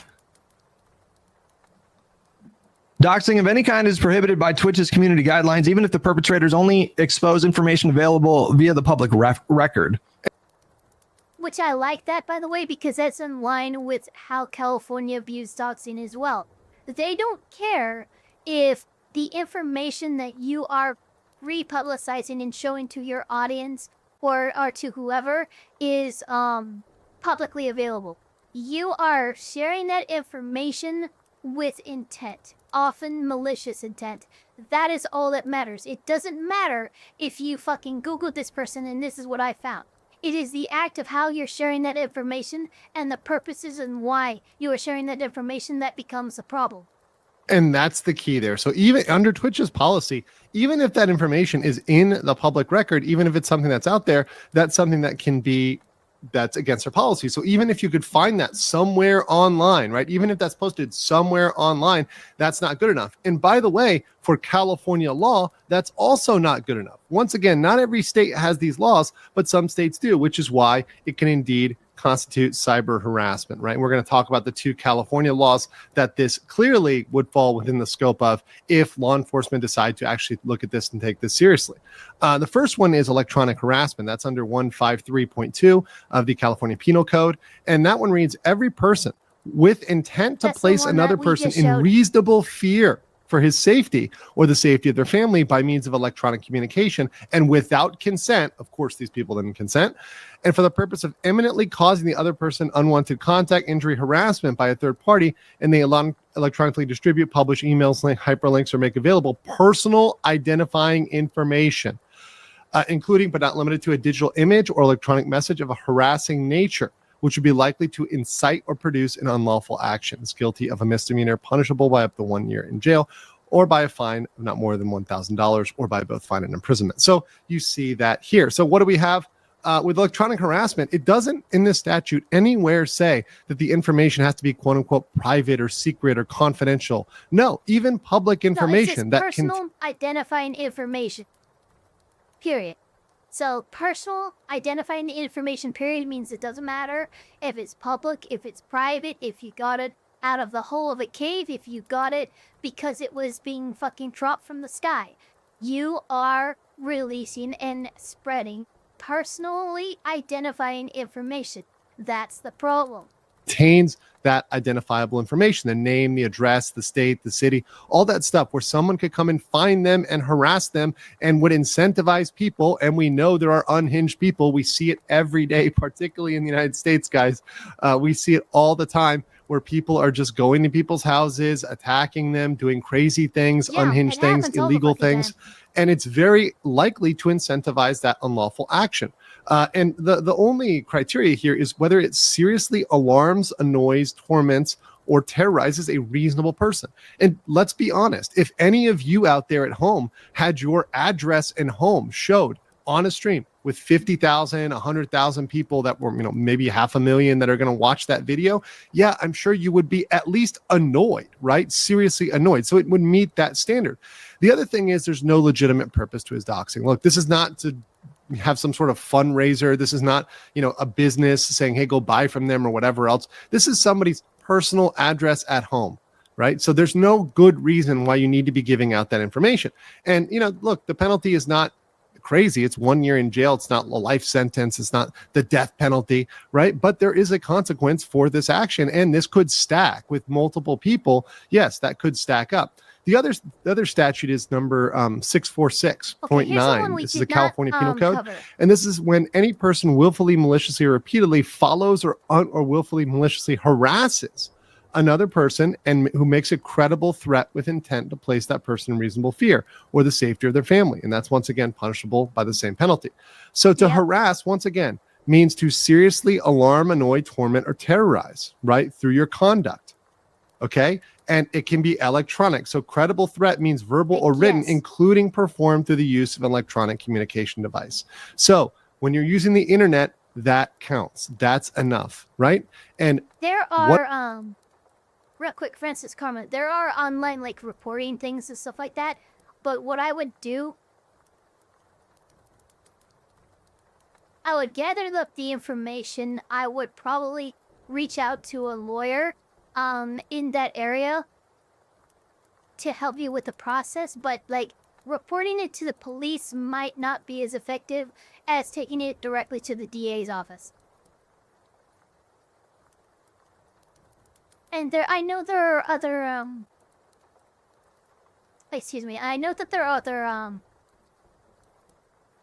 other channels for reporting online harassment crimes in California. I would use those. I would use any state who might have something similar set up. I would use their resources. But if you don't see anything like available for reporting for online violations and stuff like that, then I would seriously consider trying to figure out who the DA is and trying to get in touch with their office. If not for a report there, if not just like asking for direction. What is this intending to do? Well, it's intending to alarm, annoy, torment, terrorize those people. There's no legit purpose for this. And you don't need to prove under these statutes, a cyber stalking statute, or rather the stalking statute that has a cyber element, it does not require you to prove that they're actually harmed, just that you are causing them fear. And I think, once again, a reasonable person would be in fear after hearing this under California law. So, you could stack up those two charges. Look at that. Just those two charges from one person. Well, it's up to 2 years there and a fine. I mean, that's pretty serious time there. Now, let's look at Twitch's liability. So Twitch, at this point, we heard Hutch say he's informed Twitch. And I'm sure there's other people that have. So at this point, Twitch knows. Twitch cannot say they don't know. Dan Clancy cannot say, I was unaware of this. No, they can't. They can't. And that's what's crazy is like, look, Twitch, are you going to fucking employ reasonable enforcement and moderation on your platform or not? Because if you don't want to, that's fine. But guess what? That means you give up your 230, your Section 230 safe harbor protections. You don't have those anymore. Because this is getting fucking ridiculous.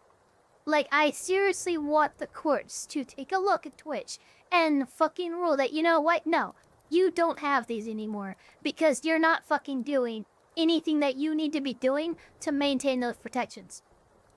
I didn't know this was happening. And at this point, under their own policy, which very much describes doxing as showing the real name, contact information, social security number, and home address. So you've got the three: real name, contact, home address. You've got that information out there that he's putting out there that's clearly doxing. Now, they do have another section, which I'm not showing here, which says, okay, well, not all doxing is necessarily illegal. If something is public, it's not necessarily illegal. And that is true because in certain states, it's only private information or confidential information, etc. In other states, the statutes are ambiguous, but California is pretty straightforward. California includes information even that is public. Here. And in their policy, it doesn't matter either. Just like was read earlier, doxing of any kind is prohibited under Twitch's community guidelines, even if the perpetrators only expose information available via public record. So you see right there, it doesn't matter if the PII was public. If it's released without consent, file a report, we'll investigate and enforce against the doxer if appropriate. So they're choosing to say that his behavior is okay. And what I'm saying here is they've been informed, they've been alerted, they allow this. At this point, they're allowing it repeatedly. It's not just a one-time thing. I've talked about this before. This has gone again and again. Look, guys, it was literally like a month and a half, maybe 2 months ago, that literally it's like Andrew made a freaking video on Hasan doing this when he was waving that fucking gun around. And he fucking brought up that two people's information. And freaking what is they gonna do and all that, right? And freaking Andrew mentions, California law, a California lawyer of mine made me aware of the statute, and he went and he did a whole fast facts on it already, on this exact fucking situation. I was a California lawyer. We freaking talked about it here as well, and then here we are again, less than 3 months later, in the same boat. This is ridiculous. And it's a clear violation of the terms of service. It's openly disregarded due to bias, and at this point, it's not speculative at all. there's a bias here. They've got Hasan as the golden boy. We get it. He obviously gets a slap on the wrist when everybody else would get a permanent ban or a very, very, very long-term ban for the exact same conduct. This opens the door to future escalation to situations like what happened to Hunter Avalon, unfortunately, right? No one wants these things to happen. Of course, if there was a situation where somebody unfortunately had an incident where there's an assault, a battery, even, like I said, an attempted murder, right? These things can all happen. If this happens, Twitch will then have blood on its hands because they have known, this stuff could happen. They have known these situations can happen, and they have ignored that. When a third party takes action based on what Hasan is doing or based on what any other content creator on Twitch is doing, that can come back to them. That can absolutely come back to them, and it will. And it's playing with fire. It's absolutely dangerous. It's reckless. And at this point, it's willful. It's willful. They know what they're doing, and they're choosing willfully to ignore it. But I want to know what you guys think in the comments below, and I will catch you on the next one. There you go. But there you go. Yeah, I mean, seriously, Hasan, you're absolutely out of line. But even more so, Twitch is out of line not enforcing their fucking TOS and, in this case, California fucking law.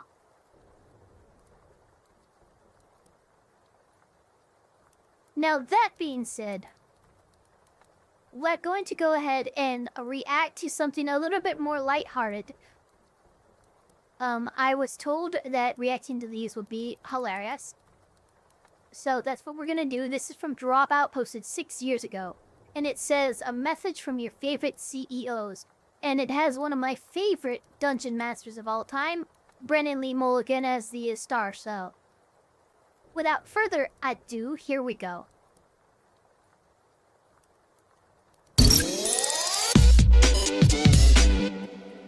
Hi, America. My name's David Taylor. I'm the CEO of the company that makes Tide and its corollary product. I could just get it. We can find one in.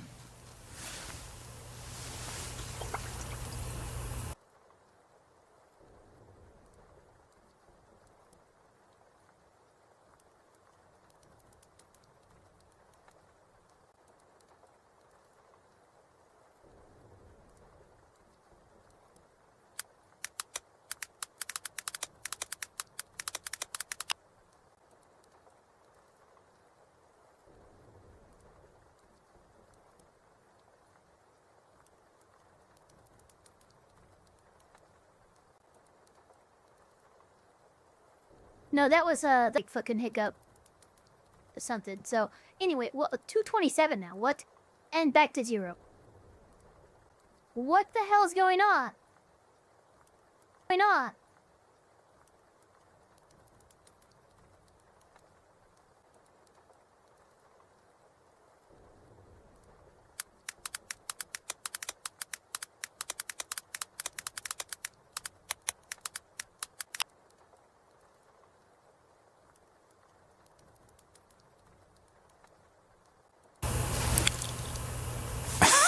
Our company has been innovating new products since it was founded, and we're proud to continue that tradition with our Vicks VapoRub Winter Blast gum-flavored bonbons.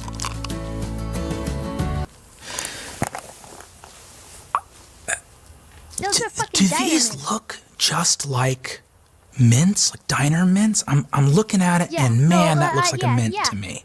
I mean, am I crazy? It's like the same as Tide Pods. What do you mean the same as Tide Pods? I also don't understand, now that we're talking about it, what does gum flavored mean in this context? Bubble gum flavored? Gum tastes like anything. We're gonna get our fucking ass handed to us in court. You're not rolling on this, are you? Forget dryer sheets. With Gain brand dryer powder, you simply pour the powder into the mixer. You take your dryer stick right here, and this is cotton candy. Yeah, there it is. Am I the asshole? Like, how do you not get? Can we just cut? Can you cut the camera real quick? I'm trying to understand right now how this happened. I've been busting my ass on this fucking Tide Pods fiasco, and I turned my back for 3 seconds, and now our entire line of products is shaped like fucking candy. And I'm trying to understand how this happened. Why are you crying? With Tampax Push Sickles, you get to choose between chili cherry, frosty fruit punch, or ice cold cranberry. Okay, not only should none of these be flavored, because Why Because would you why? flavor them? This is the coldest thing I've ever held. And as in everything else today, people will try to eat these. Even if they're not poisonous, we don't want people eating fucking tampons. Those are poisonous. Why are they poisonous? Why are they poison? We'll go cuckoo for cleanliness with our cocoa butter premium Pampers brand Chuck so the kids eat shit. Right? The kids eat That's shit? what this is. The kids, they eat Yeah. shit. It's chocolate, diaper, poop. Let's see Yeah, here. melted chocolate. Oh, there it is. Is it chocolate? Is it poop? Oh, Do we my care? fucking Didn't God. care. Who knows? Who gives a fuck, right? I'm not going to do this product, so we'll be Go for moving on. tampons. Jesus Christ. Okay. Try Crest brand dinner paste for the hungry consumer on the go. Dinner paste. Throw a fluoride-filled meal bag in your gullet? Oh, fuck. What is it? Oh, God. Oh, my God. So we do Oh, make bleh. food. Bleh. So we do now make food. That wasn't Meal food, bag. man. Meal bag. I'll kill you. It doesn't matter if we make the day because none of this is going to be usable. Do you understand? That's a hamburger. That's a hamburger. That's a That's razor. a razor? That's a Gillette razor. Bring me shaving cream right now. And if it doesn't shave my face, it's your ass. You get that, right? Okay, let's Here we see go. what happens.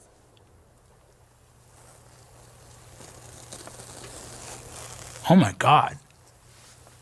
That is What? a killer shave. That is like What? baby's bottom smooth.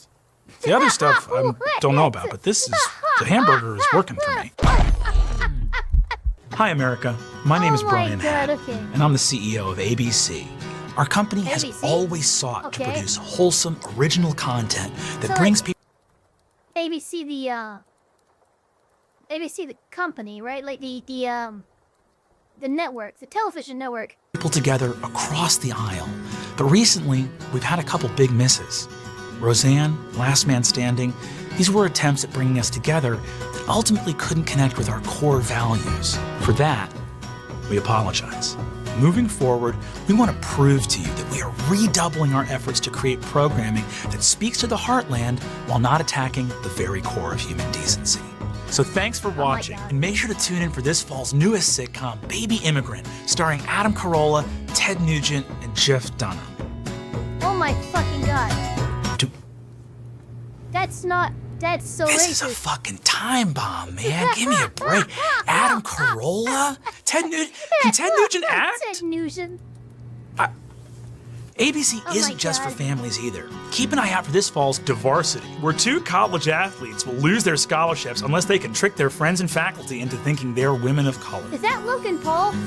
Oh, God. Who agreed to be in this show? Logan Paul. Logan Paul? Yeah, I saw him. The sweaty guy from the Charlotte. ABC's more than just comedy.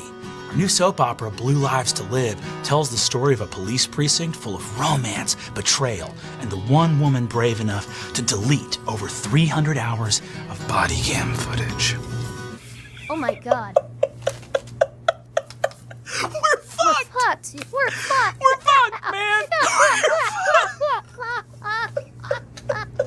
Tell me we have something that will not cause a boycott. A reboot? A reboot? Oh, what? Family Matters. Oh, yes. It's a blast from the past here at ABC. Oh, no. We're heading back No. to Chicago No. to catch No. up with the Winslow Don't. family Don't and do old it. Steve Urkel in All Families Don't do Matter, it. the all-white No. reboot of the classic. No! No! Don't move over to get the poster. Back on me. I took care of Roseanne. I took care of Tim Allen. How is this shit getting greenlit? And if families matter, oh my We God. cannot keep selling shows to Fox. Well, there's a For problem. fans of Chicago Med and Chicago Fire, make sure to check out Chicago EMT and Chicago Clan. Coming to, okay. Chicago Clan? what? Who did this show test well with? Can I see the demo information, please? Can I see the Thank demo you. info? Who is it? Okay, so I've noticed something. This survey was conducted at a Klan rally. Do you think that there's a problem with that?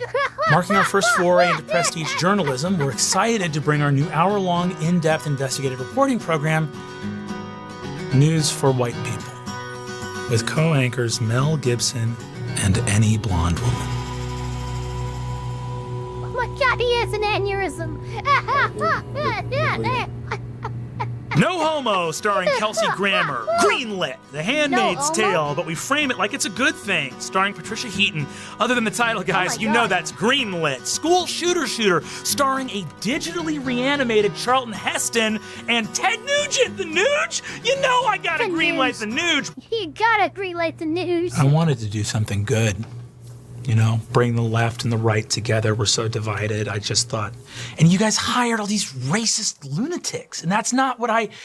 Look, I mean, Bridget, can we get that poll information? You want to know the number one thing that middle Americans wanted to see on TV? It was racist and, yeah. lunatics. There it is. They wrote. Yeah. They had to bubble in other and write that. That was obviously not one of the options we put in. Yeah. This country is fucked. It's bad. Well, they loved Baby Immigrant. We aired God, Baby you aired Immigrant? it? What the fuck are you talking about? It was first in the time slot. First in the time slot? Time slot. I mean, we can get Nugent an acting coach, right? Hi, America. My name is Rob Shelf, and I'm the CEO of Venmo, the simple, fun money app that enables quick and easy payments between friends while providing the full experience of a social media platform. Venmo started out as the dream of two engineering students. What if you could like a financial transaction? What if you could friend request your landlord? What if you could comment on a work colleague's electricity bill? This exciting idea was roundly rejected by the vast majority of our user base, who foolishly chose to ignore all the fun social aspects of Venmo that we worked so hard on. Guys, we're in the middle of a take. Can we just lock it up? What's going on? No, I read it correctly. I'm calling them foolish because Venmo is fun, and you'd have to be stupid to not realize that. It's fun! With Facebook quickly unraveling democracy and Twitter full to bursting with Nazis, why not head over to Venmo and make us the new home of social media? Post your heart out with the understanding that every post must be accompanied by a financial transaction of some sort. Is that what's messing us up? That you can't just post, it has to be accompanied by an exchange of money? No. No, that rules. That kicks ass. It's the f***ing users, man. They suck. They suck. They suck. I'm good. They suck. Yeah, of course the board knows I'm doing this. What do you think? I'm the CEO of the... Oh, is that them on the phone? Hi, Walter. Hello. I can hear you're upset. So what I'm to understand is that once we are extremely profitable, the company has accomplished its objective. You do feel that way. Well, I find that boring. I don't think that's cool. And I think cool is something that is a form of currency as well. Don't yell. The reason I was brought onto this company is that I understand young people. I know what's hip. I know what's on. I know what's lit. I know what's fleek. That's why I'm here. You're young. You're an intern, right? Yeah. You want Soch? You want Soch Mead? You want the Soch Mead? Yeah. Cool. What's your finance app? What do you use for finance? What do you use for finance? Hello? Square. Square? Square Cash? You're fired. You didn't see it before, but she's very hostile. With Venmo Platinum, you'll be able to socialize with only the most active Venmo users, celebrities, improv coaches, drug dealers. And with such features as scheduled payments, verification, and actually being able to tell whether or not you're paying the right person, the future of Venmo is more than golden, it's platinum. But you can only get it if you routinely get 20 likes on a post. How hard is that? I'm not asking you to part the Red Sea here. I'm asking for some engaging content that we can license into a franchise of Dwayne "The Rock" Johnson films. Wait, that came out of fucking nowhere. Wait a minute. Wait, did you say Dwayne "The Rock" franchise? Johnson? I'm asking for some engaging content that we can license into a franchise of Dwayne "The Rock" Johnson films. He did say that. Facebook is full of Russian bots and 9/11 truthers. Twitter is Pledge Week at the Reichstag. The planets have aligned for Venmo's big day, and we're blowing it because of you. You guys know you can put whatever you want in the comments, right? You don't have to say it's the actual thing that you're paying for. Instead of a cab, right, write blowjob. Ha ha ha ha ha ha. That's comedy, okay? Something is one thing, but through comedy. Isn't prostitution like illegal in most states? I don't think putting blowjob as the tagline of what you paid for is a good idea legally. You say blowjob and it's funny. Yeah. What do you mean people are naturally shy and antisocial when they're discussing their personal finances? You sound stupid. You could be in a movie with The Rock. Its fucking mind. Do you want that, or do you want to live a stupid life where nothing happens? What the fuck is happening? But a what? Could no have been way. you. Venmo money. Venmo problem.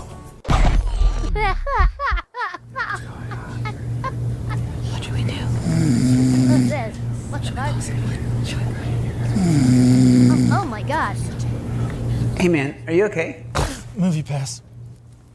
We're here to shoot the PSA, but we can come back another time if you need. We're here for the Movie Pass CBA, PSA. Caught me sleeping on the floor a little bit. Holy shit, Movie Pass. Well, you know, you're What pulling is long Movie Pass? hours, you care about a company, as CEOs do. I'm sorry, I gotta know.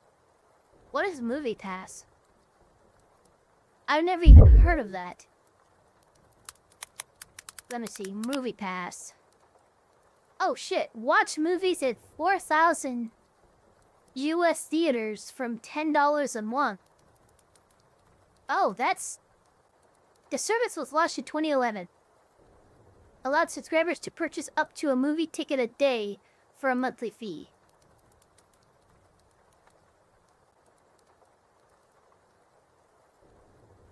Interesting. I'm not sure how effective of a business model that might be, but yeah, this is like before Netflix, huh? My house is fine. I have my house still. Good morning, America. I'm Jonathan Floor, CEO of MoviePass, the company revolutionizing the way you see movies. Now, you may have heard some rumors and gossip about us going out of business, but the important thing is this: MoviePass is here to stay. It's taken us a couple tries to get it right. I mean, who knew people would see, truly, so many movies? I only thought they made like 20 movies a year. I way underguessed. They make truly, like hundreds, right? How many? More, like thousands. Thousands? Thousands a year? According to our accounting department, we were losing money on every single subscriber. You know, it's okay. Sometimes in business, you gotta lose money to lose money. Make money. Fuck. Changes have to be made here at MoviePass. They have to. They just have to. And we want to be totally transparent with you about those changes. I've been emailing you guys conservatively 3 to 10 times a day for the past 5 weeks, keeping you updated on what's new and exciting in MoviePass. We've kept you informed about doing surcharges, not doing surcharges, letting you see select movies, only letting you see movies at select times. And our research is showing that none of those strategies have worked and you didn't like them all. But that's okay, because if you try hard and you never give up and you never stop running, they'll never catch you. Just because something doesn't work doesn't mean it doesn't work. In an effort to address these issues, we're unveiling a total overhaul of the MoviePass system. Now, to be clear, nobody is being kicked off their subscription. We won't even let you cancel your subscription. Why would we kick you off? Instead, we're unveiling a few new options that should delight and reward our loyal subscribers. One sec, guys, sorry. Who is that? The Russian mob you owe money to? I have to take this, I'm so sorry. Hi, Dimitri. I'm getting the money. I'm getting it. I was kidding. How's Molly? I Is she was okay? kidding. I was kidding. I was fucking kidding. Oh, you can put her on the phone. The money. I'm getting wait a minute. I have to take this, I'm so sorry. Hi, Dimitri. I'm getting the money. I'm getting it. How's Molly? Is she okay? Oh, you can put her on the phone. Molly, oh my hi, God. It's Daddy. Are the men are all right? They're not good. Sweetie, You can't cancel your subscription. What if we gave people movies to watch in their homes? Like if we had retail locations. Any like instead of That's Blockbuster. Blockbuster? Yeah. How's Blockbuster doing? What's their market share? Are they doing good? It's bad. It's really bad. Oh, shut up. How about this? You want to see a movie? Come to our office. I'll act out the movies for you. With the new Thespian Pass, movies come alive in front of you. I just saw Crazy Rich Asians. It was great. Give me a heads up. Just tell me if you're gonna come like a week in advance, and I'll do the whole thing for you. I'll get costumes, I'll get hats. It'll be so fun. Please don't. Why? I'll be all the Crazy Rich Asians. With Diamond Movie Pass, you get to fuck me, Jonathan Floor, Oh my. CEO of Movie Pass, as much as you want, as hard as you want, for 2 hours. It doesn't have to be 2 hours. You can go longer if you want. We can do it. Just Longer. Oh, and you also can see Mission Impossible, the original one, Okay. Mission Impossible. not the new one. What? We couldn't make that happen. Oh, okay. How about this? Okay, what about a movie pass where it's pay as you go? It's like a la carte, right? So it's between $8, $20, depending on where you live, what theater you're going to, the location, and you would just buy individual movie passes from the theater ahead of the show. That's just buying a movie ticket. Yeah, I feel like that's. Don't. Just don't. I'm hanging don't. by a thread. Oh my god. And the thing I'm hanging over, it's bottomless. If I drop, I never hit the bottom. Do you get it? I was gonna say it's a good idea. Okay, do you want to buy Movie Pass? With the new Junior Mints Movie Pass, see any movie you want, as long as you buy all the Junior Mints at the theater. I know that's a lot of Junior Mints, right? But here's the thing, if you don't like Junior Mints, that's fine, throw them out. They're yours to do with what you will. Dimitri says hello. Oh, no, guys, listen, wait, you're not being reasonable. I'm gonna get the money. Wait. Do you guys want to buy Movie Pass? No, listen, hey, okay, new Movie Pass. Rescue me, and you can see any movie you want. Hey, internet citizens, it's me, Harry Pancake, the CEO of Tumblr. We've begun the Tumblr? difficult process of Okay, is this like back when Tumblr removed all the porn? Because I remember them doing that. removing all adult content from our platform. We know some of our users are unhappy with this decision, but Tumblr's a family company, and there's so much of what we do have to offer that is SFW, short for safe, fun, and wholesome. We're still having fun, come on. Tumblr's a vibrant space for artists, comedians, young activists, and the many non-pornographic communities that make up our platform. Consider the thriving mascot community we have here on Tumblr. These sports heads can't get enough of their team's mascots. If you spend any time at all scrolling under the furry hashtag, you'll be wowed at their craftsmanship, That's not. ingenuity, and dedication. Ooh, what am I looking at here, Carm? Because that, so you're telling me I'm looking at this lion, I guess centaur, penetrating this lady koala from behind. That is not indicative of what the furry community is about. That is very So- indicative. Extremely is. What? Okay, Yes, so you're telling me that if I go to Yif Party, Don't do it. Don't do it. so the entire furry community is just these foxes and badgers and dragons all banging each other? Dragons are scaly. Dragons call themselves scalies. Do you think that was my question? Was what the nomenclature of these fucking... What is this frog doing with its nipples? How does this not violate our extremely clarified nipple policy? Well, frogs normally don't have nipples, so we couldn't tell if they were female presenting. The frog's got tits out to here, Carmen. I've never seen bigger tits in my life. I've seen bigger. Where? Tumblr? Go to hell! Tumblr is about creativity, not smut. Look at the great fan-created fiction that's already on here. Sherlock Holmes, as a high school student, shared over 800,000 times. The untold adventures of Samwise and Frodo, sharing a villa in the Tuscan countryside? How creative is that? Here, I want to read you a passage from one of my favorite fan-created fictions, Harry Potter and the Wand of Impossible Girth. But I don't understand, Dobby. Wand of I what? gave you my sock. Why do you want the rest of my clothes? Dobby gripped the tender balls of the boy who lived, and Oh my whispered, Dobby is master now, and Cornelius Fudge gets to watch. Play. Conservatively, what percentage of our platform is porn? 9. 9%? 90? Yeah, 90. 8.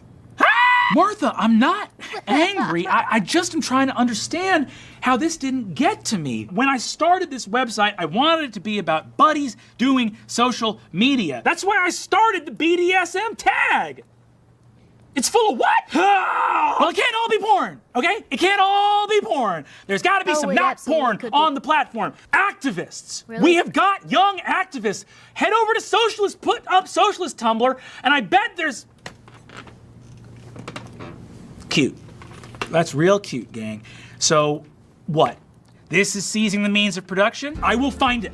I will find the non-porn, all right? Cooking. Look, this eggplant is sprinkling water on a crying man. No. Family. Okay, family values. Thirsty stepsister needs a big... No, she doesn't need that, and in fact, nobody needs that. Oh Something my boring, God. something boring. Craftsmanship, DIY. Here, watch a hydraulic press crush my quivering virgin asshole. Why is everyone on the internet so horny? Why is nobody obeying Rule 34? Be polite. That's not Rule Is there a 34. different Rule 34? So you're telling me that if I put in anything, a Bronson Pinchot, Perfect Strangers, straight guy, first time anal bareback, that it's 12 million results. It's 12 million results. That's the real Bronson Pinchot. Well, he's working. Well, I don't understand what the octopus is getting out of any of this. And frankly, the young woman doesn't look very happy either. And this is under the cartoons tab. Yabba dabba, do not search under there if you want to just watch some Flintstones or something wholesome. Well, guess I'm the idiot, right? Just a fool. Wanted a website, some artsy photos of rain, a couple of bad poems, and a conversation format that was frankly impossible to follow. You took my dream and you stuffed it up with dicks and pussies and hard glitz. We found a non-porn post. Really? Yeah, it's a neo-Nazi advocating genocide. Should we take this down too? I beg your pardon? Freedom of speech, heard of it? Oh my God. Hey gang, Brennan here. If you dig college humor and want to That support was what we amazing. do, sign up for Dropouts. For the cost of a very big dumpling per month, yeah, you'll get that's videos like this a whole week A very sooner. big dumpling. Chat with us live in the Dropout Discord. I'm good. And I already exclusive used Dropout, so thank you very much. I followed Dimension 20 because they're awesome. But alright, that is gonna do it for us. Thank you so much to everybody for spending the last couple hours reacting to content with me. Don't forget to like, comment, subscribe, hit that notification bell as hard as you possibly can, and we will see you all on the next one.